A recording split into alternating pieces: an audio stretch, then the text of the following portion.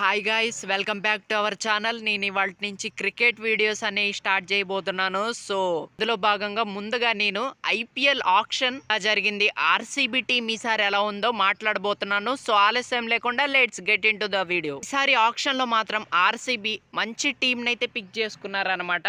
చాలా మంచి టీం, చాలా బాగా అనిపించింది. అంటే డిఫరెంట్ టీం అనమాట, చాలా కొత్తగా ఉంది టీమ్.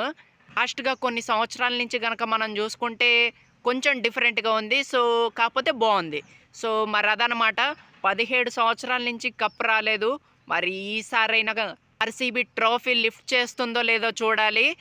అండ్ ఇక టీం విషయానికి వస్తే టీం అయితే చాలా బాగుంది. సో సూపర్ కంటెస్టెంట్స్ని పిక్ చేశారు. చాలా హిట్టర్స్ ఉన్నారనమాట. సో అది మెయిన్ పాయింట్ అనమాట. అండ్ ఈ సీజన్ చాలా డిఫరెంట్గా ఉండబోతుంది ఆర్సీబీకి. ఎందుకంటే ఈ సీజన్ 18 అనమాట. Virat Kohli Jersey number 18. So మరి ఈసారి కప్పు కొడుతుందా లేదా కామెంట్ చేయండి ఫ్యాన్స్. అండ్ ఇంకోటి కూడా మనం మర్చిపోకూడదు, ఈసారి ఆర్సీబీ కెప్టెన్ కూడా విరాట్ కోహ్లీయే. సో చూసారు కదా, చాలా కలిసి వస్తున్నాయి. మరి ఈసారి ఆర్సీబీ కప్పు కొడితే చాలా బాగుంటుంది. చాలామంది fans waiting, Indian fans, cricket fans ముఖ్యంగా Virat Kohli and RCB team cup కొడితే చూడాలని ఉంది. సో మరి కప్పు కొట్టిద్దో లేదో, ట్రోఫీ లిఫ్ట్ చేసిద్దో లేదో వెయిట్ చేయాలి. ఇంకొక 5 to 6 months అయితే ఐపీఎల్ స్టార్ట్ అయింది, ఇక రచ్చరచ్చే. సో ఇక టీం విషయానికి వస్తే విరాట్ కోహ్లీ ఓపెనింగ్ చేస్తాడు ఎప్పట్లాగానే. అండ్ కెప్టెన్గా కూడా ఓపెన్ చేస్తాడు. గుడ్, మనందరికీ తెలుసు విరాట్ కోహ్లీ బ్యాటింగ్ ఎలా ఉంటుందో. అండ్ చాలా మంచి బ్యాట్స్మెన్ అన్నమాట. విరాట్ కోహ్లీని ఇండియన్ టీం నుంచి T20లో రిటైర్ అయిపోయాడు కదా. సో మరి ఇప్పుడు ఐపీఎల్ ఆడుతున్నాడు, మరి ఎలా ఆడతాడో చూడాలి. ఇది కూడా చాలా కొత్తగా ఉంటుంది. And Virat Kohli class batsmen అనమాట. సో మరి ఈసారి తన క్లాస్ ఎలా చూపిస్తాడో వెయిటింగ్ అనమాట. ఇక ఆ తర్వాత తనతో ఓపెనింగ్ చేసేది మరెవరో కాదు, ఫిల్ సాల్ట్ అనమాట. సో మంచి హార్డ్ హిట్టర్, చాలా మంచి బ్యాట్స్మెన్.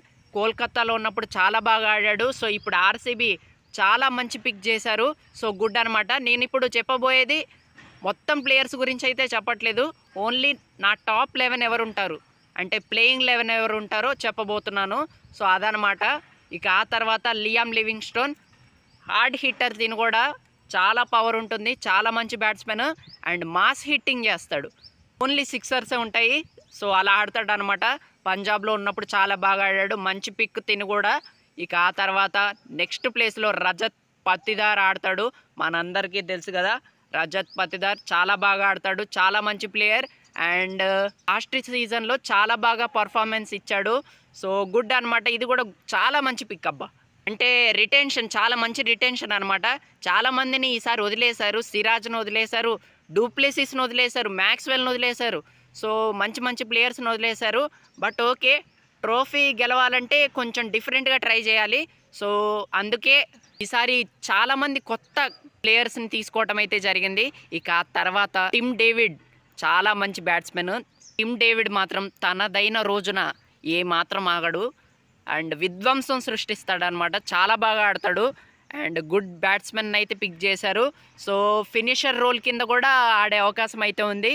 ఇక ఆ తర్వాత నెక్స్ట్ 6th ప్రకారంగా స్వప్నిల్ సింగ్ ఆడే అవకాశం అయితే ఉంది. స్వప్నిల్ సింగ్ లాస్ట్ సీజన్లో బాగానే ఆడాడు, కానీ తనకి అంత గుర్తింపు అయితే రాలేదు. సో మంచి బ్యాట్స్మెన్ అండ్ మంచి బౌలర్, మంచి ఫీల్డర్ కూడా.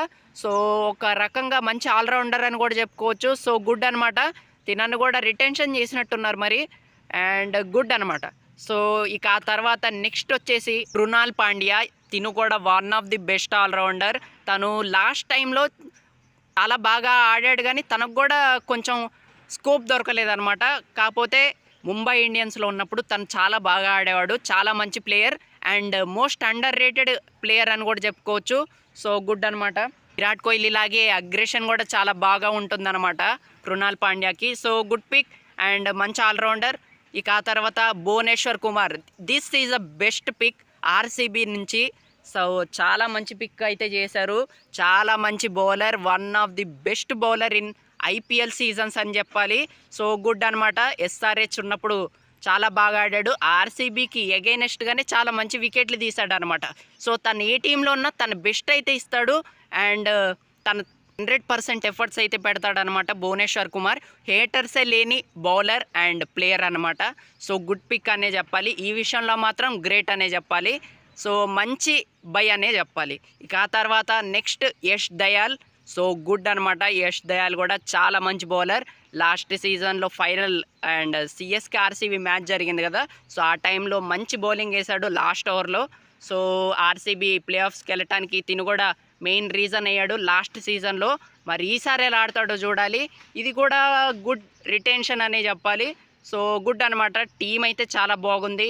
అండ్ ఆ తర్వాత హ్యాజల్వుడ్ కూడా చాలా మంచి బౌలర్ అబ్బా. ఆస్ట్రేలియాలో చాలా మంచిగా వికెట్స్ తీస్తాడు. చాలా మంచి డెత్ని హిట్ చేసే బౌలర్ అనమాట.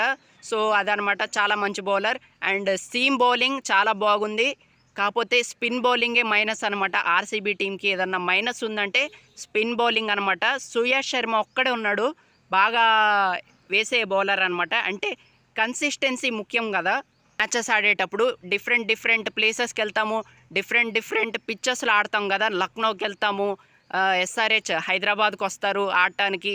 అండ్ చెన్నైలో అక్కడ స్పిన్నే మొత్తం, అంటే స్పిన్కే బాగా అనుకూలిస్తుంది అనమాట. సో స్పిన్నర్స్ని కొంచెం మంచి ప్లేయర్స్ని పిక్ చేసి ఉంటే బాగుండేది అనిపించింది. అయినా పర్లేదు.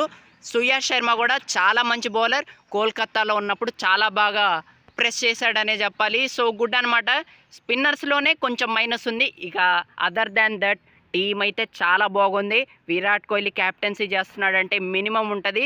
సో చాలా గుడ్ టీం అయితే పిక్ చేశారు. అండ్ బ్యాటింగ్ కూడా టాప్ నాచ్ ఉంది. పవర్ ప్యాక్డ్ బ్యాట్స్మెన్స్ అయితే ఉన్నారు.